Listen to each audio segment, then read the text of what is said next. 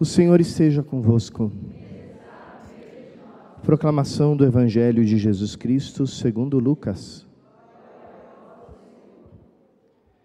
Naquele tempo disse Jesus aos seus discípulos: haverá sinais no sol, na lua e nas estrelas. Na terra, as nações ficarão angustiadas com o pavor do barulho do mar e das ondas. Os homens vão desmaiar de medo só em pensar no que vai acontecer ao mundo, porque as forças do céu serão abaladas. Então, eles verão o Filho do Homem, vindo numa nuvem com grande poder e glória. Quando estas coisas começarem a acontecer, levantai-vos e erguei a cabeça, porque a vossa libertação está próxima. Tomai cuidado para que os vossos corações não fiquem insensíveis por causa da gula, da embriaguez e das preocupações da vida. E este dia não caia de repente sobre vós, pois este dia cairá como uma armadilha sobre todos os habitantes de toda a terra. Portanto, ficai atentos e orai a todo momento, a fim de terdes força para escapar de tudo o que deve acontecer e para ficardes em pé diante do Filho do Homem. Palavra da salvação.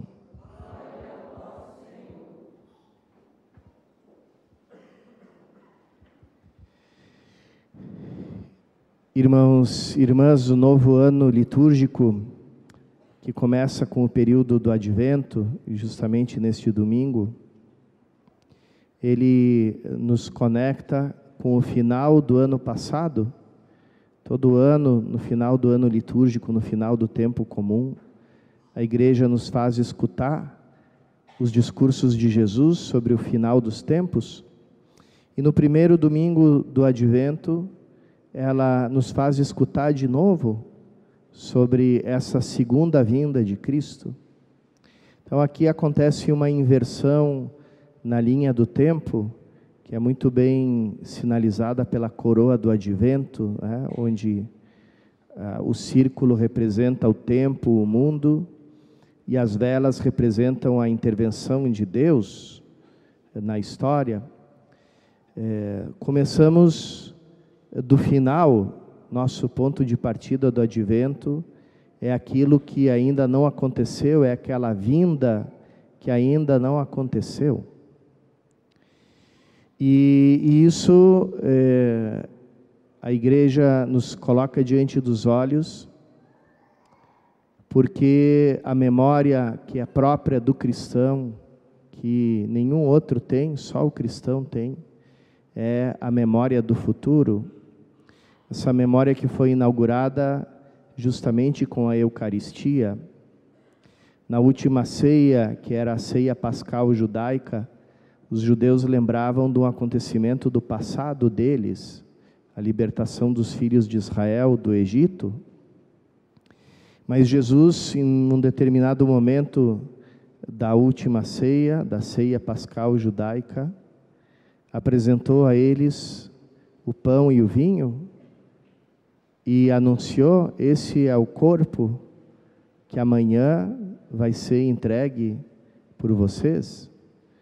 E esse é o cálice com o meu sangue, que amanhã vai ser derramado para o perdão dos pecados, para renovar a aliança com Deus, para que ela seja uma aliança nova e eterna.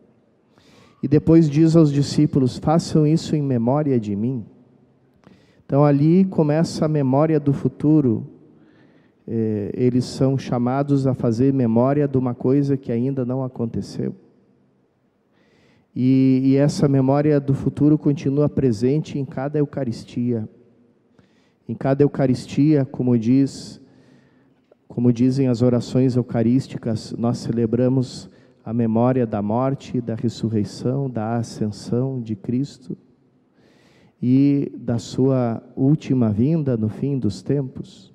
Tudo isso é a nossa memória, porque quando Cristo se oferece no altar, na Eucaristia, Ele se oferece junto com todo o seu corpo, que é a Igreja, e ali nós presenciamos o banquete das núpcias do Cordeiro, quer dizer, o momento da vitória final de Cristo, o momento da glória futura, e fazemos memória disso, quer dizer, de uma coisa que ainda no tempo não aconteceu.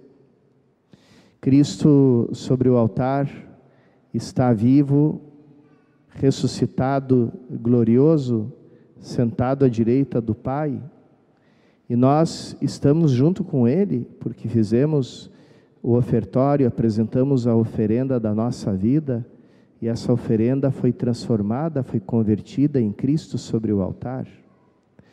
Então todos nós estamos ali, estamos presentes nesse corpo de Cristo, como Santo Agostinho lembrava, quando comungamos o Christus totus, quer dizer, o Cristo total, cabeça e membros, e portanto nos comungamos uns aos outros, nos tornamos um só corpo em Cristo, porque nos alimentamos de um único pão que é Cristo.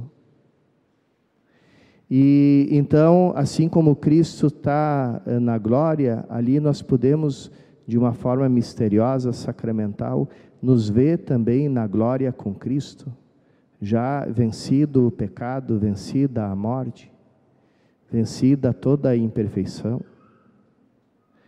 E ali nós vemos e experimentamos e degustamos a garantia da nossa vitória em Cristo, da nossa vitória final em Cristo. E assim, toda a Eucaristia, ela se apresenta como um espelho da nossa realidade futura, e por isso nós podemos lembrar de algo que no tempo ainda não aconteceu. E como é importante a gente lembrar disso, e ter impresso nos olhos e no coração a imagem da glória final de Cristo, porque é isso que nos dá coragem, é isso que nos dá esperança para a gente crescer cada vez mais. Quando a gente não tem presente no coração a memória do futuro, que é própria do cristão, a gente passa a ter a memória do passado, que é própria do mundo, e acaba transformando a nossa experiência cristã num saudosismo, numa nostalgia, e portanto numa ideologia, porque o passado, assim como a gente recorda ele não existe e nunca existiu. Quando você lembra pela primeira vez de um fato, você recorda o fato. Na segunda vez você já não recorda o fato, você recorda aquela primeira memória. E se você lembra de novo, você lembra da tua segunda memória, e assim por diante. A nossa memória é como aquela brincadeira das crianças do telefone sem fio. Pelo menos assim que chamava na época, no meu tempo, que os telefones tinham fio, né? Agora nenhum telefone mais tem fio. Então, quando uma criança cochichava no ouvido da outra uma frase, e a outra cochichava no ouvido da seguinte a mesma frase, só que do jeito que ela tinha entendido, com algumas palavras trocadas, e a outra, e a outra, e a outra, e assim no final, a última criança tinha que dizer a frase que ela tinha entendido, e dizia uma coisa completamente sem pé nem cabeça, e as crianças riam e se divertiam com isso, né? Então, a nossa memória é isso, a nostalgia, o saudosismo, ele faz isso, ele nos remete a um tempo que nunca existiu. Como era bom o cristianismo no passado, como todas as pessoas eram cristãs, como todas as pessoas eram santas, como todas as famílias eram santas, como todas as missas eram respeitosas, como todos os padres eram respeitosos, eram santos. Então, a gente cria um passado que nunca existiu e se projeta a ele. Vamos voltar a como era antes. Voltar a uma coisa que nunca existiu. E ir em direção a algo que nunca existiu, é algo que se chama utopia, né? Aquela palavra inventada por São Tomás Moros, que quer dizer lugar nenhum, é ir literalmente a lugar nenhum. E ali nos dá uma falsa ideia de tradição, porque a tradição na igreja é essa transmissão da vida de Cristo que vive em nós e que nos faz conterrâneos e contemporâneos de todos os santos. Nós somos da mesma idade de Agostinho, de Tomás de Aquino, de Inácio de Loyola, de Teresa de Ávila, de João Paulo II, de São João Bosco, enfim, de todos. Somos da mesma terra e da mesma idade, da